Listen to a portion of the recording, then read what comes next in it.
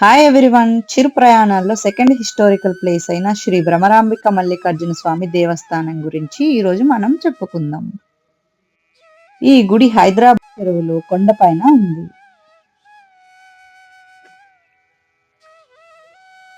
అయితే ఈ గుడి 6వ శతాబ్దానికి చెందిందిగా అక్కడ ప్రజలందరూ చెప్పారు. ఈ గుడి యొక్క హిస్టరీ ఏంటంటే, పూర్వం ఇక్కడ భృగు మహర్షి ఈ ప్రాంతంలో తపస్సు చేశారని, వారి భక్తికి మెచ్చి శివుడు ప్రత్యక్షమయ్యి అక్కడ ప్రజలందరికీ దర్శనమిస్తానని వరమిచ్చారంట. అయితే ఈ ప్రాంతం గొప్ప శివక్షేత్రం కావడానికి కారణం, ఈ ప్రాంతం చాణక్యుల పరిపాలనలో బిజులు అనే వంశానికి చెందిన ఇంబడి జయసింహుడు అనే జేను ఒక్క రాజు 1015 నుంచి 1042 వరకు పరిపాలించారు.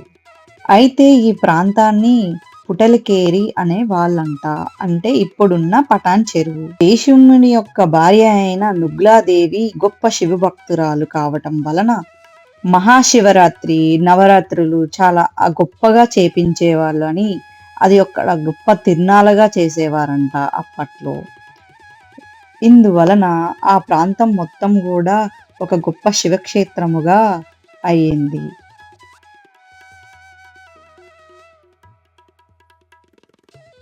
ఇక్కడుండే శివలింగాన్ని కూడా భృగు మహర్షి స్థాపించారంట. అయితే ఇక్కడ మహాశివుణ్ణి మల్లికార్జున స్వామిగా, అమ్మవారు అంటే పార్వతిని భ్రమరాంబిక దేవిగా అనే పిలుస్తారు.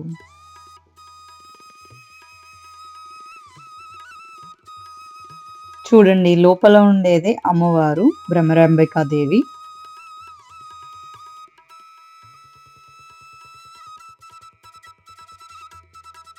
అయితే ఇక్కడేనండి ప్రతి మహాశివరాత్రికి అన్నదానం చేస్తారు బయట. ఇంకా దీపాలు కూడా అందరూ ఇక్కడే దీపోత్సవం చేస్తారు.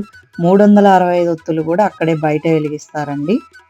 ఈ గుడికి ఇంకొక ప్రత్యేకత ఏంటంటే, ఇక్కడ నుంచి స్వరంగ మార్గం డైరెక్ట్ గా శ్రీశైలానికి ఉంది. ఇదేనండి అండర్ గ్రౌండ్ టనల్ స్వరంగ మార్గం. పూర్వం రాజులు ఈ స్వరంగ మార్గాన్ని ఉపయోగించుకొని శ్రీశైలానికి డైరెక్ట్ గా వెళ్ళేవారంట. నా వీడియో గాని నచ్చినట్లయితే please like, share, subscribe. Thank you.